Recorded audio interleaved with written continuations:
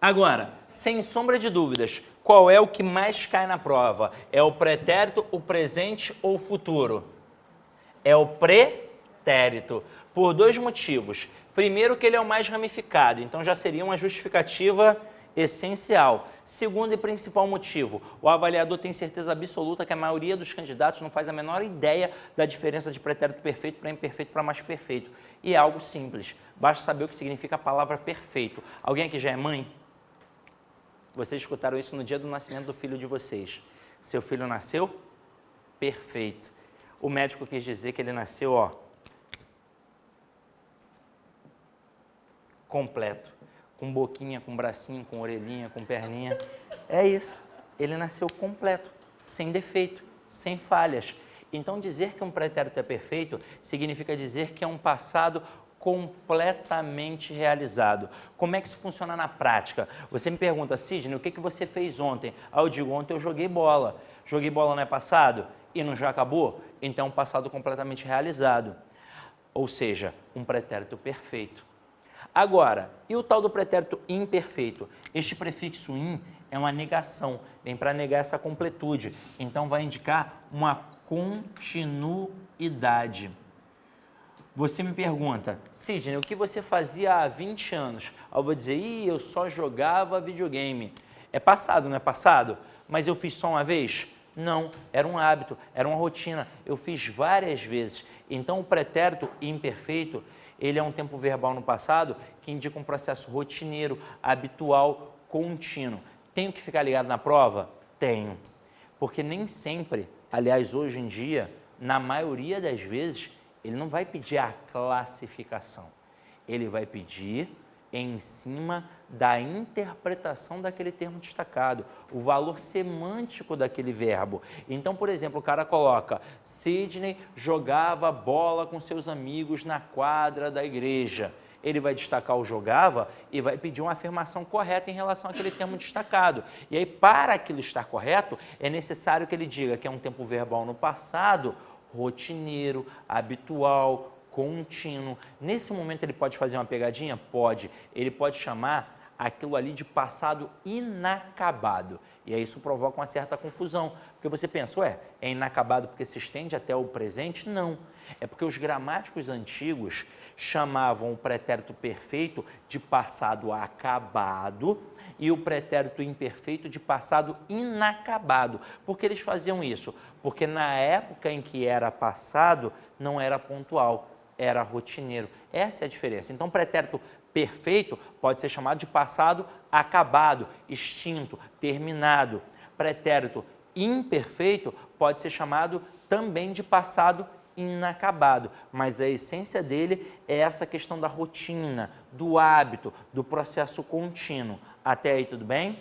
E o que seria o pretérito mais que perfeito? É o que a gente chama de passado do passado, pois lá na gramática diz que ele é um tempo verbal no passado, anterior a outro tempo também no passado. Como é que isso funciona na prática? Por exemplo, João e Maria. João é casado com a Maria e o João adora a sua esposa e quer agradá-la sempre. Então, João, a gente diz assim, João sempre tirava os sapatos que Maria usara na festa. Pensa comigo nessa linha narrativa. O que aconteceu primeiro? Primeiro João tirou os sapatos ou primeiro a Maria usou? Primeiro a Maria usou para que depois João pudesse tirar. Então, este usara é um pretérito mais que perfeito, pois ele é um tempo verbal no passado, anterior a outro tempo também no passado. Até aí, tudo bem? Então, vamos lá. Isso mostra que é importante entender a semântica da coisa. E aí vocês vão reparar que, de vez em quando, alguns editais colocam assim no finalzinho, é uma gramática textual. O aluno fica pensando, meu Deus, o que é isso? Há muito tempo é uma gramática textual. E bom para a gente, porque não é uma gramática jogada, é uma gramática presa ao texto. E é uma dica que eu dou na análise de texto, é uma dica que eu dou na parte gramatical. Camarada vai lá e recorta. Jogava. Aponta que está na linha 5. Quem é maceteiro já acerta, porque vai perceber que tem a desinência modo temporal vá, que mostra que é um pretérito imperfeito indicativo. Mas, se você não é maceteiro, não tem problema não. O que você vai fazer? Você vai voltar ao texto, vai ver que isso daqui está inserido dentro de um período, dentro de uma frase. E aí você vai destacar toda a frase. E aí, depois de ler toda a frase, você vai entender toda a semântica daquele verbo destacado. Você pode fazer isso em questões de concordância, em questões de regência, em questões de análise semântica do verbo. Tem que fazer isso, tem que voltar ao texto para poder entender melhor aquela estrutura. Até aí, tudo bem? E agora aqui, continuando as classes gramaticais, vamos finalizar em cima das 4 classes. Eu vou colocar aqui uma sigla para vocês gravarem, tá? Ó, sigla das 4 invariáveis. IPCA. Antigamente eu fazia outra sigla quando eu era mais jovem, mas eu mudei. Agora eu coloco importante para concurso abençoado, tá? Então vamos lá, ó. Interjeição, preposição, conjunção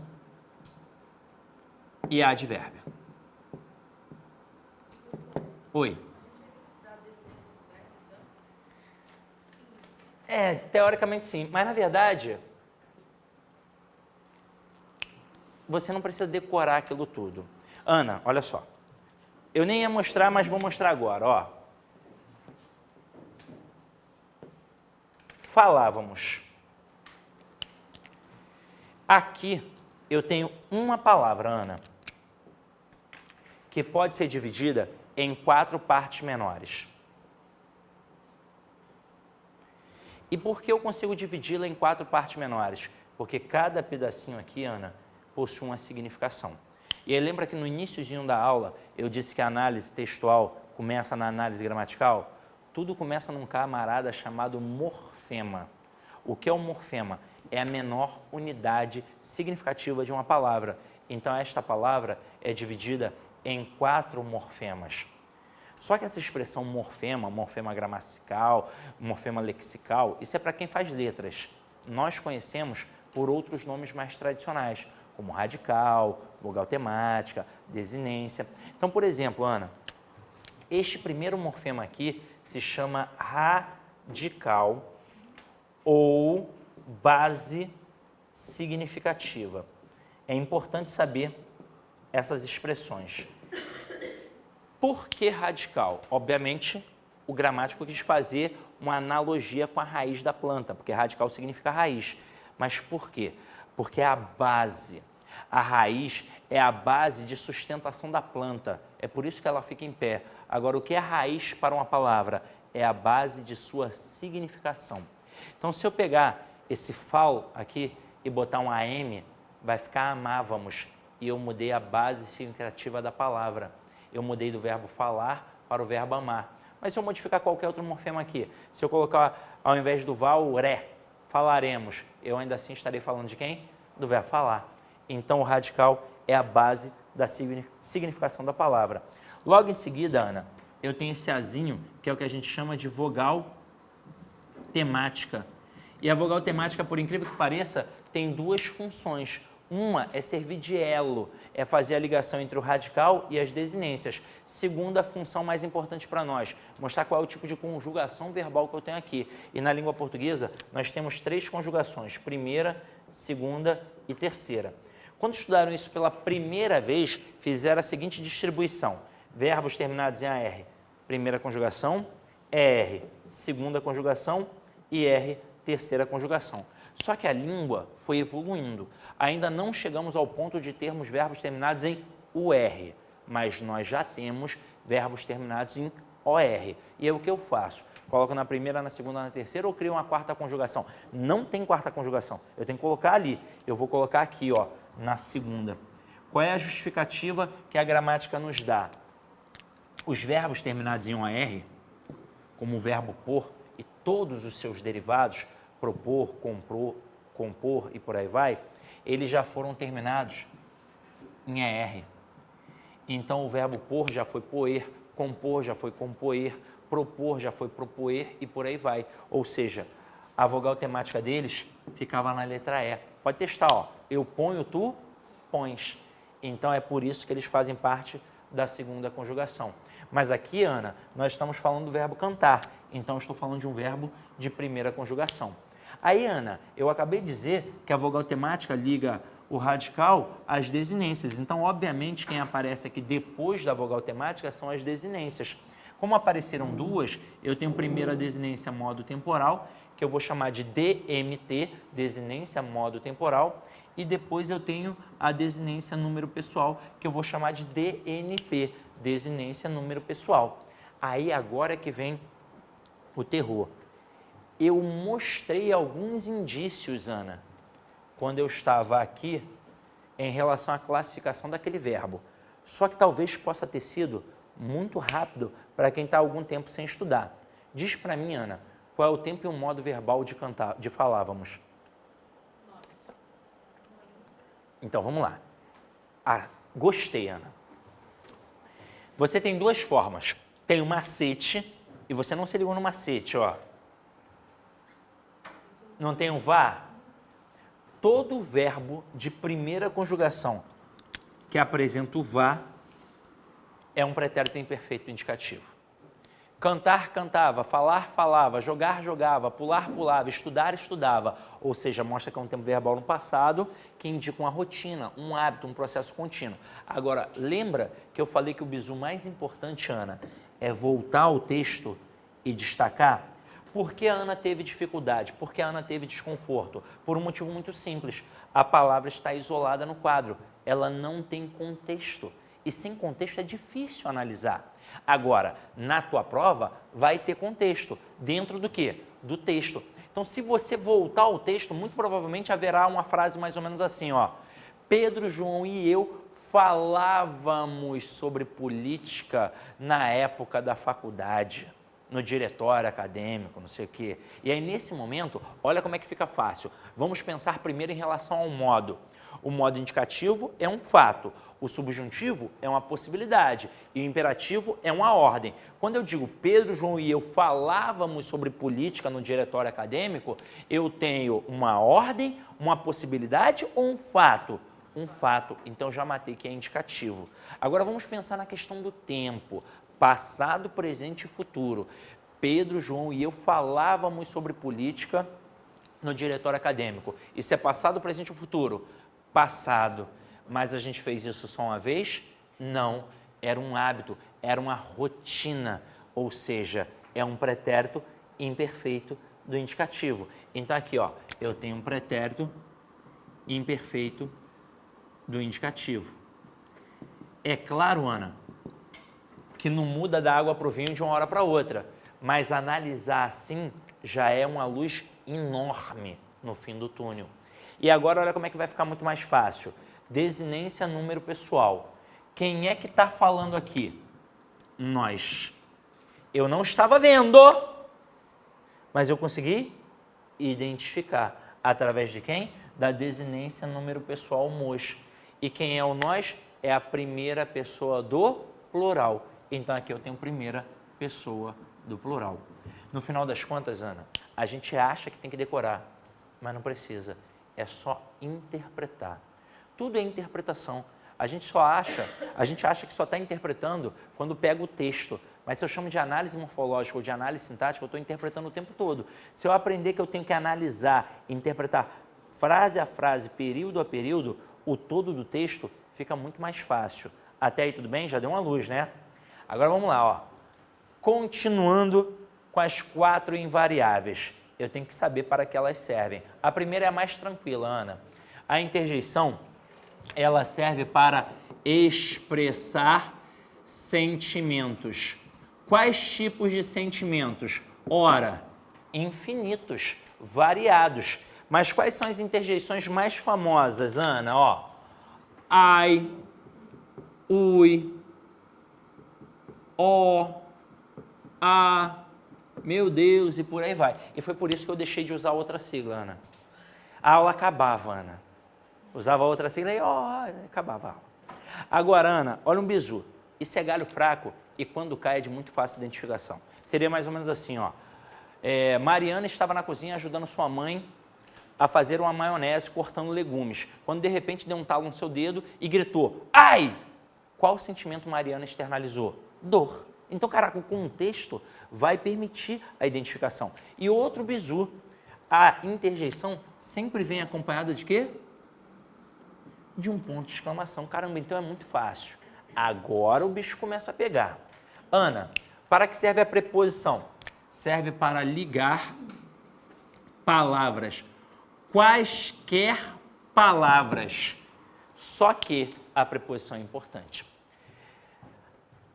Por exemplo, quando a gente pensa em regência, o que é a regência verbal? É o verbo pedindo uma preposição. O que é a regência nominal? É o nome pedindo uma preposição. E quando a gente pensa em preposição, existem alguns critérios que a gente precisa levar em consideração.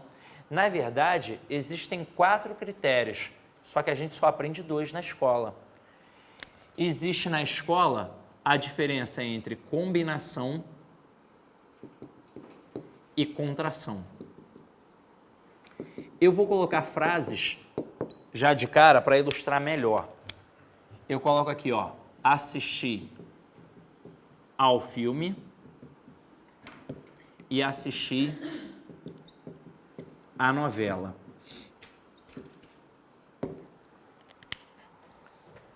O que é uma combinação? É quando eu pego uma preposição e combino a uma outra classe gramatical de modo que eu não tenha nem perda nem alteração fonética. Com isso, eu consigo visualizar explicitamente as 2 classes gramaticais. Então, aqui, ó, assistir ao filme. O que é este a? É uma preposição que foi exigida pelo verbo neste contexto, pois nesse contexto quem assiste, assiste a alguma coisa. O que é este o? É um artigo que foi admitido pelo substantivo masculino singular filme. Mas concorda comigo que eu estou visualizando tanto a preposição quanto o artigo? Ou seja, eu olho e vejo de fato 2 classes gramaticais. Agora, o que é a contração? É quando eu pego uma preposição e faço uma fusão, uma aglutinação. Gravem bem esses nomes. Contração é sinônimo de fusão, que é sinônimo de aglutinação. E isso faz o quê? Faz ter uma perda ou uma alteração fonética. Então, eu tenho 2 classes, mas vai parecer ter uma. Então, o marinheiro de primeira viagem não vai enxergar. Quem já está na batida vai perceber que ali tem 2 classes. Então, por exemplo, esse acento grave aqui, indicativo do fenômeno da crase, mostra que aqui, na verdade, tem 2 as. Tem um a preposição, que foi exigido pelo verbo, e tem um a artigo, que foi exigido, que foi admitido pelo substantivo novela. Como é que isso pode cair em prova? De 2 formas. Ou ele pergunta, dentre as opções, qual é aquela que apresenta uma contração ou uma combinação, e aí você já sabe mais ou menos como é que é, ou ele pode ser muito mais esperto. O avaliador que é esperto, ele dá condição para o cara que não fez preparatório acertar a questão, mas só se ele for muito safo. E isso faz o cara, até que fez o preparatório, se ele não for muito safo ou estiver muito nervoso na hora, mesmo tendo noção daquele conteúdo, errar. Porque quem já fez prova sabe, às vezes você é muito bom teoricamente. Aqui você aprende tudo, acerta as questões, mas infelizmente você não é um bom fazedor de provas, por N motivos. Psicológico afeta. Por exemplo, no dia lá da prova, tem 4 coisas que normalmente derrubam os candidatos. E às vezes ninguém fala sobre isso no curso para vocês. 4 coisas simples. Sede, você vai sentir sede, e se você não levar uma garrafinha de água, você vai se desconcentrar, porque você vai querer beber água e aquilo vai ser o suficiente para te deixar nervoso. Detalhe, eu não sei se vocês sabem, mas a falta de água é um dos motivos para você sentir sono e dor de cabeça quando vai estudar.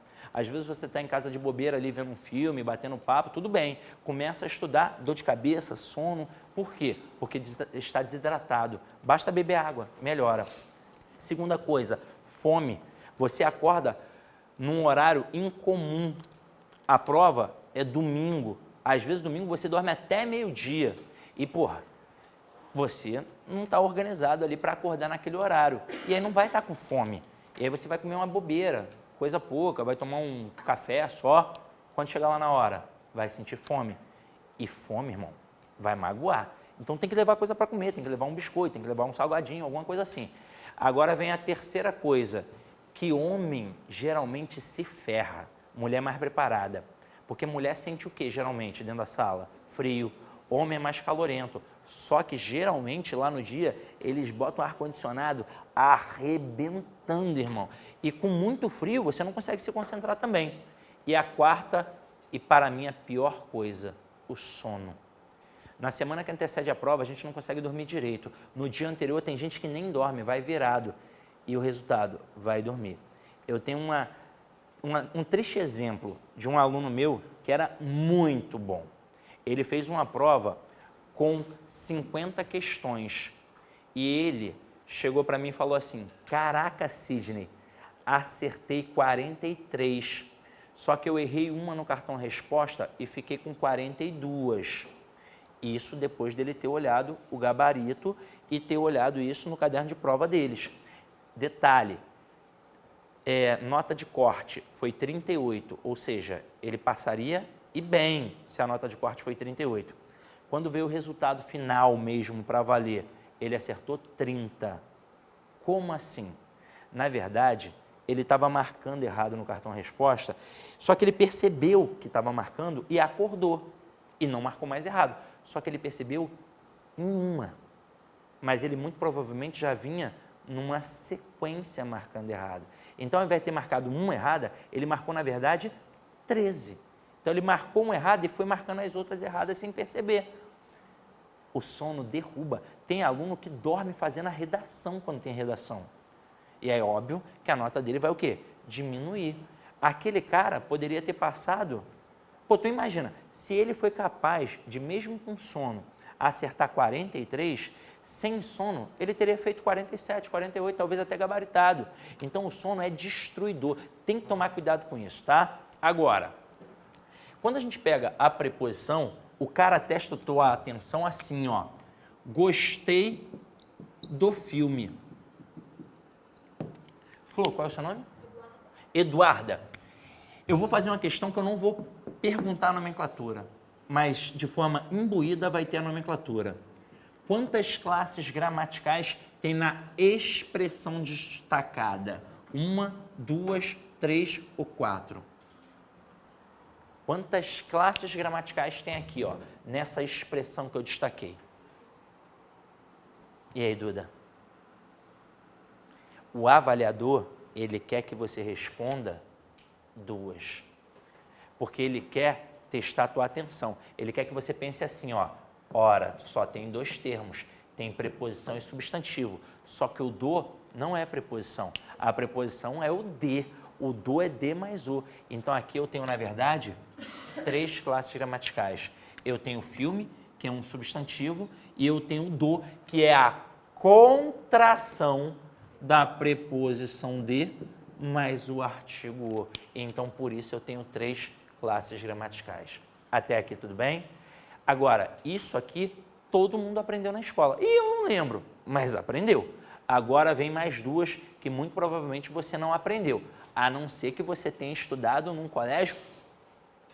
Aí você aprendeu. Vamos lá.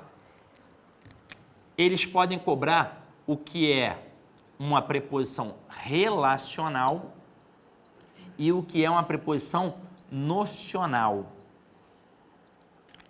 Vou colocar exemplo para facilitar, para a gente entender melhor. Ó. Preciso de dinheiro. Morreu de câncer.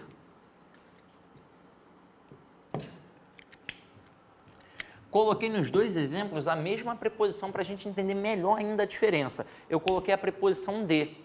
O que é uma preposição relacional? Ela é esvaziada de sentido. Ela está ali apenas para relacionar um termo a outro. É por isso que eu encontro a preposição relacional só em 2 funções sintáticas, ou no objeto indireto ou no complemento nominal, porque são preposições obrigatórias, esvaziadas de sentido. Quer ver? Preciso de dinheiro. Tem como eu tirar a preposição? Não. Se eu fizer isso aqui, ó, vai faltar alguma coisa. Preciso. Tá, precisa de quê? Então, essa preposição foi exigida pelo verbo. Ela não tem valor semântico. Aliás, ela é esvaziada de sentido. Ela é obrigatória. Por isso, é uma preposição relacional. Agora aqui, ó, se eu fizer isso, dá ou não dá para fazer? Dá. Eu já entendi o sentido do verbo. Essa preposição não é exigida pelo verbo. Ela não está aqui só para relacionar, ela está aqui para indicar um valor semântico, para indicar uma noção, um sentido. Por isso que ela é nocional, ela indica um sentido. De quê? De causa. É a causa da morte. Pode ver que aqui o de dinheiro é um objeto indireto e aqui é um adjunto adverbial de causa. E eu vou encontrar a preposição nocional em 3 funções sintáticas. No adjunto adnominal, no adjunto adverbial e posso encontrar até mesmo no objeto direto preposicionado. E aí, Duda? Sinistro, né? Eu vou te mostrar isso aqui, tá? Depois. Agora, fechamos aqui as preposições. Tudo que pode ser cobrado. Agora, adivinha, Duda? O próximo é o cara da língua portuguesa. A conjunção é a menina dos olhos. Se eu não sei conjunção, eu simplesmente não sei interpretar e não sei fazer uma redação. Como é que eu vou identificar causa, consequência, finalidade, oposição, conclusão se eu não sei conjunção? Eu tenho que saber. Então, a conjunção, ela serve para ligar orações. Mas ela não liga só orações, ela também liga palavras. Só que não são quaisquer palavras, para isso já serve a preposição. Ela liga palavras de mesma função sintática. Agora, vou dar um bizu para vocês. Eu sei que vocês aqui gostam muito de estudar com quadros, com mapas mentais, não gostam? Sim, eu sei que gostam. Vamos lá. Nem todo mundo funciona com com mapa mental, mas, a maioria normalmente funciona bem. Então, é algo que, funciona, né? Te atrapalhar não vai te atrapalhar. Agora, qual é o nosso grande defeito em relação à conjunção? A gente acha que tem que aprender no curso. Eu costumo dizer que a conjunção na língua portuguesa é o artigo 5º do direito constitucional. Você vai aprender sozinho. Vai ter que ir em casa, pegar 2 folhinhas de cartolina, em uma colocar as 5 conjunções coordenativas e na outra você vai colocar as 9 conjunções subordinativas adverbiais. Agora, aqui eu poderia dar uma aula de 3, 4 horas só de conjunção. O que provavelmente aconteceria? No final da aula, você acertaria todas as questões, porque eu iria te condicionar para isso, e você ia sair daqui feliz da vida. Mas daqui a 3 ou 4 semanas, o que aconteceria? Iria esquecer. Então, para evitar esse esquecimento, você vai pegar essas 2 folhinhas de cartolina e vai copiar, tá? Não é imprimir e colar, não. É transcrever mesmo. Está mais do que provado que o processo de aquisição do conhecimento está diretamente ligado ao processo de escrita. Então, se você anota, você já massifica. E depois vai fazer o quê? Vai colar na parede do quarto, da sala, da cozinha, seja onde for, porque você tem que visualizar isso o tempo todo. Detalhe, esse conteúdo é difícil. Por quê?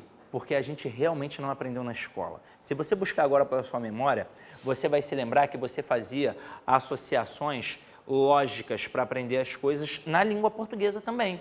Então, nós temos 10 classes gramaticais, 6 variáveis e 4 invariáveis. O que é mais fácil gravar, 6 ou 4? 4. Então, a gente criava uma sigla e gravava, decorava as 4. Automaticamente, o resto era o quê? Variável. Mas isso funcionava porque a gente sabia o nome das 10. A gente tentou fazer isso aqui também. A gente tentou decorar as 5 coordenativas. O problema é que a gente não sabia o nome das 9 subordinativas adverbiais. E é por isso que nunca funcionou. É por isso que você pega um aluno no ensino médio e ele não sabe classificar uma oração subordinada. Ele tem dificuldade porque ele não sabe identificar a conjunção. Mas olha só como é que fica fácil. Todos os macetes que a gente explica aqui no cursinho não são macetes inventados pelos professores de cursinho. São macetes que a gente aprendeu na escola. É porque a gente não lembra. Mas olha só um macete. Vamos lá. Eu vou colocar aqui as 5 coordenativas. Essas 5, todo mundo aqui sabe, ó. Eu tenho a aditiva, eu tenho a adversativa, eu tenho a alternativa, eu tenho a explicativa e eu tenho a conclusiva. Essas 5 a gente sempre soube. Agora, as 9 subordinativas adverbiais é que era o terror. Aí eu tive uma professora no ensino fundamental chamada Marisa. Tia Marisa, que Deus a tenha, era muito louca, mas ela era boa pra caramba. Ela ensinava um macetinho assim, ó, C6FTP. Por que tia Marisa fez isso? Para mostrar que são 6 conjunções subordinativas adverbiais iniciadas pela letra C. Uma com a letra F, uma com a letra T e outra com a letra P. Olha o que vai acontecer aqui. Eu tenho a causal, a comparativa, a conformativa, eu tenho a condicional, eu tenho a concessiva e eu tenho a consecutiva. Num total de 6. C6. Se ela não tivesse dado esse macete, eu ia colocar um monte com a letra C. Mas e se batesse 4? E se batesse 5? Aí eu ficar falando, caraca, e aí? Tá faltando alguém aqui. Mas eu nem sei quem é que tá faltando. Pô, com qual letra deve ser a próxima? Eu não ia lembrar. Então, se faltar, eu vou saber, ó, é mais uma com C. Eu vou buscar pela memória e vou lembrar. Porque a gente vê isso o tempo todo. Agora, com F é fácil. É a final, que indica finalidade. Com T é a temporal, que indica tempo. E com P é a proporcional, que indica uma proporção. E agora é que vem o pulo do gato, que eu vou mostrar para vocês depois do intervalo, que tem que dar um intervalo, né? Mas se liga só, calma, não para não. Dessas 14 conjunções, dessas 14, 12 são individualizadas e 2 têm um valor conjunto. São elas a adversativa e a concessiva, que eu mencionei no início da aula. As duas indicam oposição. Só que uma indica uma oposição minimizada e a outra enfatizada. É isso que a mídia usa para manipular o povo. É isso que o jornal usa para nos ludibriar. Então, é a maior base de argumentação. É impossível você pegar um texto dissertativo sem essa relação de oposição. Então, para a gente entender isso melhor, depois do intervalo a gente volta, tá?